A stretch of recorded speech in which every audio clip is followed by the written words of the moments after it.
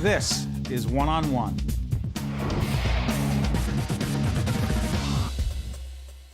Hi, I'm Steve Adubato here from the WNET Tisch Studio right here in the heart of New York City, Lincoln Center. It is my honor, my pleasure to introduce Lois Robbins, who is an actress in Juvie. Juvie is, describe it a new movie that starts shooting on April 11th with Eric Roberts and Jared Gilman from Moonrise Kingdom. Very excited about working with Eric. I've admired him for a very long time. And the premise of the movie is? It's a young boy's coming-of-age story. He discovers that his dad is having an affair, and his mom is ill. He doesn't realize that his mom is dying. And he finds his father with this woman, played by me, and he decides he's going to find her and kill her. So he sets out with his friends, and it's not what it sounds like as I'm describing it. It's actually quite an interesting turn of events. He gets on a train with his friends and a gun to find Maria, and when he gets there, he realizes that it's not at all what he thought. Interesting. When did you know that you wanted to do this for a living? At the age of 5. No way. Oh, yes. At the age of 5, I was in a school play. Yeah. It was about the months of the year. The months of the year, go ahead. And I was desperate to play the month of April. Because? Because April showers bring May flowers. It was a very dramatic role, but I was cast in the chorus. So for the few weeks of rehearsal, I was watching this young woman, Joni, play the role, and I was watching her very intently. Were you the official understudy, or just? There was no understudy. In your head? In my head. I was playing that part, and I think, you know, the power of the mind. The day of the play, Joni got sick. And I went up to my teacher, I said, Miss Vicario, I know Joni's part, I can play April. And she said, are you sure, Lois? And I said, yes. And she pinned the umbrella onto me, and I swiftly stepped on the stem because Joni was taller than me, so I broke the stem of the umbrella, which she had to paste back on. And I went out there and I played the month of April, and I cried on cue, and I thought, this is for me. Some of your credits, you mind? Yes, no. One Life to Live, Loving, Ryan's Hope, All My Children. Sex in the City, Law and Order. Once and Again, a whole bunch of other stuff. And also, finishing Papa Show at 54 Below, the old. Yes. I used to go there. Studio 54. Do you ever hang out? I did. Did I see you? You probably did. We probably danced together. Let's leave that alone, okay? Okay. Okay? So all that goes on, right? Mm-hmm. But the constant, I always have to ask people in the business this, because that sounds like a lot of work, but there were times where you were not working. How did you deal with all the, you know? Well, I always worked somehow, but really? Maybe not in TV. So there was a huge block of time where I was doing theater. I had decided that when the soaps, I had done all the soaps and I was doing some episodic TV, but living in New York, it's very hard. Once you do an episode of Law & Order, once you do an episode of Sex and the City, you can't go on again for another year. So then it's, you know, the work's... Because you don't have a recurring role. Exactly. So it feels like it's drying up a little bit. So I thought, look, I live in New York. I'm raising kids here. I need to work. Right. And I decided to get into theater. When I first started, I was actually told that the way you look and all that, you're going to do TV and film. What does that mean?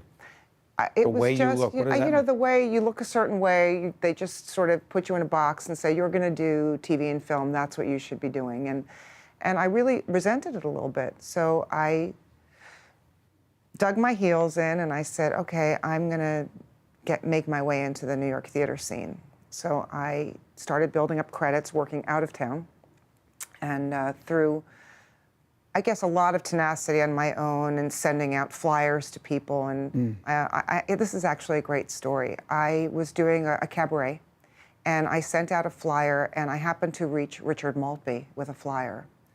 And he came to see my one-woman show, and he called me at home. I didn't know him. We sort of saw each other in passing at school. And he said, look, you don't know me, but I actually saw your show last night, and I happen to have been doing a Maltby-Shire song. And he said, I think you're terrific, and I'd like to write something for you. I said, is this really Richard Maltby? So we got together the following week, and he rewrote the lyrics to a song that he had written called I Want It All for me. And he said, now put that in your show and do it. So I did it. He came back to see me again. Then I was hired to do a play at the Schoolhouse Theater called The Speed of Darkness. and Richard came up to see it. And he spoke to the artistic director at the theater, and he said, I love this place, and I happen to be a huge fan of Lois Robbins, and I have an idea for a musical.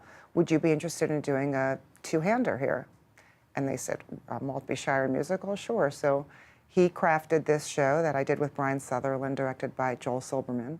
And we ended up touring with that show. So that kept me out of town for a long time. And then Richard hired me to do a show called The 60s Project at Goodspeed Opera House that Janet Brenner wrote the book to. So that's how things started happening for me. And I started doing a lot of theater. So all of a sudden, people forgot that I was around for TV and But film. you just kept working. You know, it's interesting. You told our producers, and I want you to share this with our audience on public television.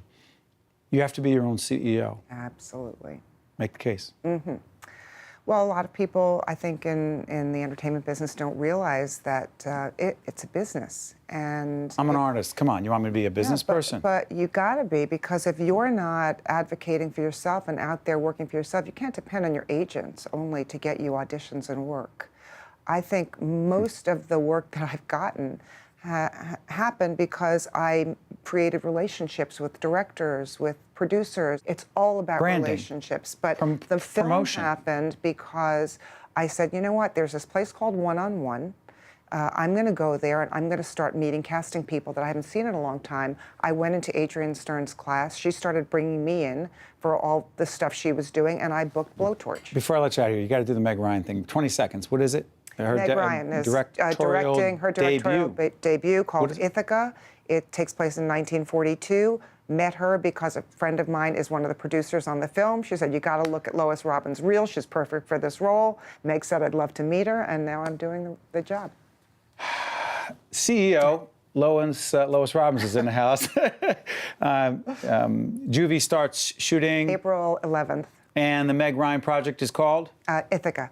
And you do have to be your own CEO, and you have to believe in yourself, and you do. And I have a feeling others are going to believe in themselves more because you. Lois, I want to thank you for joining us. Thank you so Appreciate much, it. You bring so Steve. much to the show. Thanks. Come back anytime because you're right in the neighborhood. Okay, well. Okay, thanks come a lot. long way Great from to Long see you. Island. Yeah. All right. Stay with us. We'll be right back right after this from Lincoln. One-on-One with Steve Adubato has been a production of the Caucus Educational Corporation, celebrating 25 years of broadcast excellence in partnership with St. Joseph's Healthcare System. This special edition of One-on-One with Steve Adubato is brought to you from the Tisch WNET studios at Lincoln Center. Funding has been provided by Holy Name Medical Center in Teaneck, New Jersey, NJIT, New Jersey Natural Gas, MagnaCare, Sun National Bank, the New Jersey Education Association, and by the Russell Berry Foundation. Transportation provided by Airbrook Limousine, serving the metropolitan New York, New Jersey area. One-on-One with Steve Adubato has been made possible in part by activists and the American Medicine Chest Challenge.